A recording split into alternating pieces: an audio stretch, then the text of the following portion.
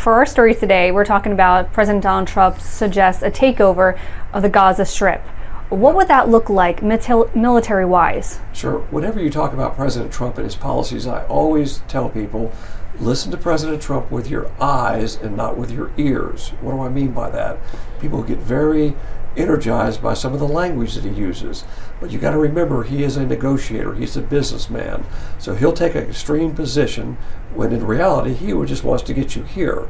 And we've seen that happen in the last 2 weeks on many occasions.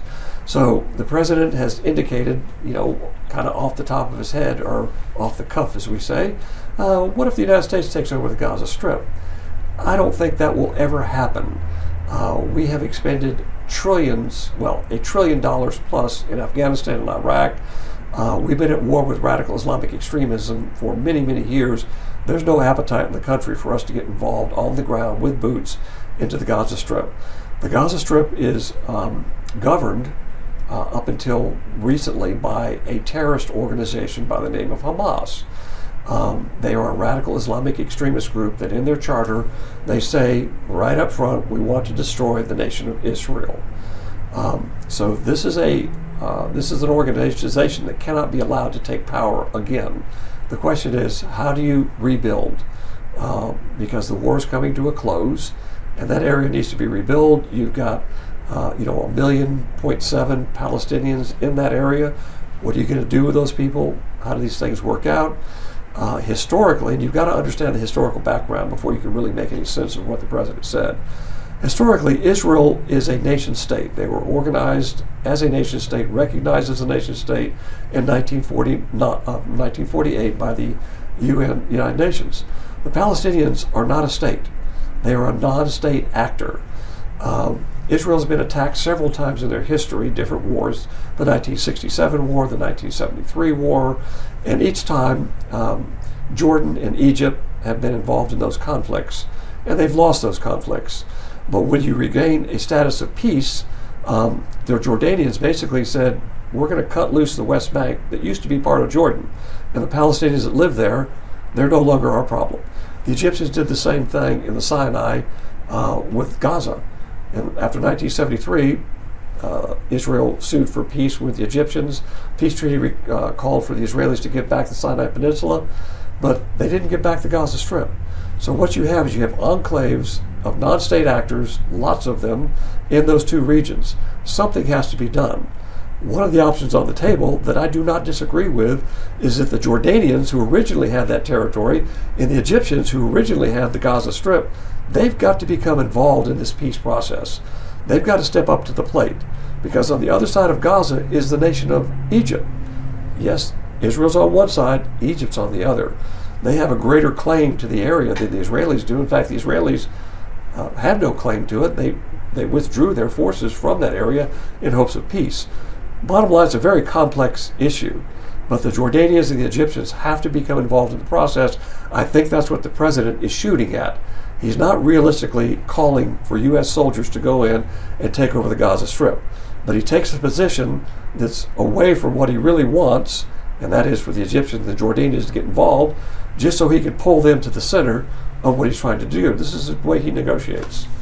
Right, it's a way to negotiate because he thinks of this as a business, correct? He does. He thinks of the United States as a business, in my opinion, and he's been a very successful businessman. And when you do a business, you're doing it to succeed, not to fail. So his mantra has been, make America great. That's his goal. And so this is not really an American problem. This is a Middle Eastern problem.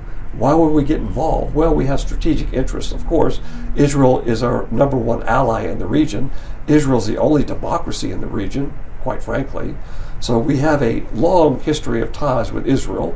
And but on the other hand, no one wants to see people suffering. And so I think he's doing what he can, and he's setting out a negotiating position. But in my personal opinion, that's not his goal. The American people are weary of wars, and he is not a warmonger in my personal opinion. That was my next question that you sort of just answered, is why would we get involved if it had nothing to do with us directly? Yeah. So if this does come into fruition, what would that look like? How would that impact us here in America? Well, I think it's going to be a long process. This is not something that's going to be solved overnight. I don't know what the end state's going to look like, but it's got to involve Egypt and Jordan, because those two countries originally housed all the Palestinians in that area. And therefore, they have a responsibility. And in my opinion, they have not lived up to that responsibility for decades. They've kind of washed their hands of the whole thing, and the Palestinians have suffered as a result. So they've got to become involved. I think that's what the president is really getting at. Now, we can assess with money and other activities, but ultimately, if you're going to see a solution, those two countries have to become deeply involved. Now, with your military experience, if this does come into fruition, what does that plan look like for someone that was in a position before? Yeah, so, if the president was going to become involved in reconstruction activities, we might send in some teams to assist in rebuilding. And we've done that in the past. We call that nation building. I just don't think we're going to send any soldiers on the ground. But then if you send in individuals to assist in rebuilding, you've got to have security protections. We saw what happened under President Reagan in Beirut. We lost hundreds of Marines that were killed by a suicide bomber as they slept in their barracks. So we've got to be very cautious about getting involved and how far we want to get involved. But I don't rule out that we will be involved to provide assistance, much as the military is doing right now along the southern border. Our military is not protecting the border. Our border patrol is. We're providing assistance. I think that's more in mind of what something might happen, but I think that's secondary. I think his primary goal is to get the Egyptians and the Jordanians to become involved in the peace process. Yeah. So you said this before that with his experience, we don't want to scare people. You don't think this is going to happen. It's not going to come into fruition. No, I don't think anybody believes this is going to happen. The president has a penchant for hyperbolic language. Now, that's not my military language, but my military language would be something different. But he does say things, as I said, listen to the president with your eyes, not with your ears, because what is he doing? And that's really all that matters. And we have a record to measure from the 4 years when he was in office. He said a lot of things that people scratched their head, but what happened? Taxes were lowered, borders secure, America was prospering, inflation is around 1%. Listen with your eyes. These things happened. Is there anything else that you'd like to get out to the public for them to know about this situation that he proposed? I think most people understand President Trump by now. The majority of the American people voted for him. I don't think this is a newsflash that he says things that are out of the ordinary. And I think they understand that he's saying it's one thing, but he wants something else. I think people understand that. But obviously, the party out of power never says the party in power is doing a good job. So when Democrats are in power, Republicans don't say you're doing a good job.